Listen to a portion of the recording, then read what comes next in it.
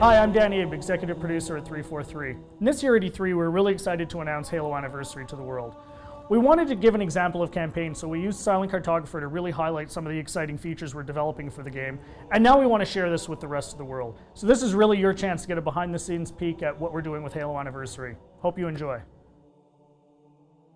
Okay, so let's dive right in and take a look at Silent Cartographer. This is exactly the same demonstration we gave to the press at E3. In fact, this is exactly the same build. So the exciting thing is that this build has come a really long way since we showed this at E3. It's kind of funny for me to look at it now and say, hey, the game looks much better now.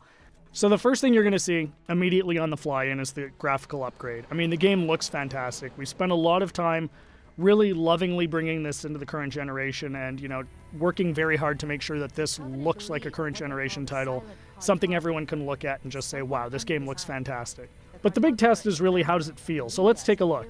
So we're going to charge the beach here. First thing you're going to get a taste of when you pick up this game and start playing is that this plays exactly like the original.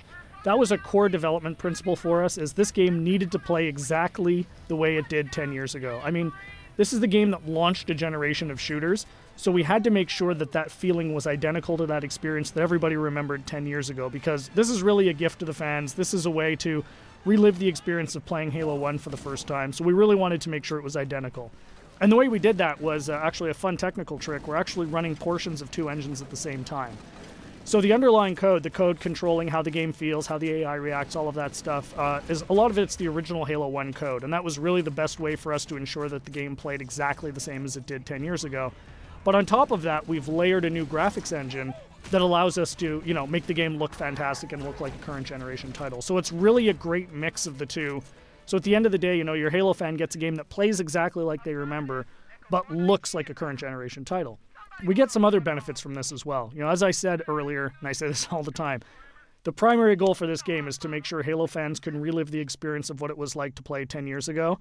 And one of the big tools we have in our box to do that is Classic Mode. So what's Classic Mode? At the touch of a button, you can swap back and see how the game looked 10 years ago. So here it is. This is, you know, Halo 1 10 years ago. And it's really a magical feature for Halo fans because this just lets you go back in time and see exactly how this game looked 10 years ago. But the fun part is you can come back at any time. So Classic Mode gives you the ability to go back and forth whenever you want at the campaign. So one of the things that's fun to do is get out to a spot like this that, you know, just looks beautiful. You've got the water, the sun reflecting over it, the Halo ring in the background, and say, hey, what did this look like 10 years ago? Touch a button, and there it is, right? I mean, it's really, really, really a lot of fun to go back and forth between the two modes. And this is something I personally get the most excited about.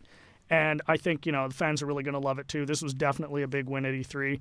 As you can see, the other benefits you get from the new version is you've got the splash effects, the dust effects as you get back onto the beach. The game just looks great. The other thing that's fantastic is for the first time, you know, we're going to have co-op over live for the campaign. So you can hop onto the Warthog with a buddy and just plow through this game and, you know, start mowing down grunts and elites and, you know, just team up with a friend. Get on, go, you know, hook up on live and play through the campaign together. And, you know, we think people are really going to love that too. I often say, what would Halo 1 be without the Magnum? And, you know, of course, the Magnum's back. Everyone remembers that fantastically overpowered pistol that just enabled you to walk through and just mow through hordes of enemies. Tremendous amount of fun. So, you know, we're excited to bring that back as well. Again, you know, you can see the game plays exactly the same as it did. Cannot highlight that enough. That was really, really important for us to make sure that this game played the same as it did, because this is really an iconic game. This is the game that convinced a lot of people, myself included, that you could actually have a fun first-person shooter experience on the console. I mean, I was a hardcore PC shooter guy, you know, who said you're never going to make a game on the console that is going to, you know, make me want to play. And this is the game that changed my, you know, my impression of it. And it's the same for millions of Halo fans. And those fans, that's who this game is for. You know, this game is really a labor of love for us here at 343, and we're really excited to be able to present it to you. So there's your sneak peek of Silent Cartographer. Really just the tip of the iceberg. We've got a lot more features we're going to announce as we get closer to launch. Come to Halo Fest at the end of August and see the whole game in action. See you then.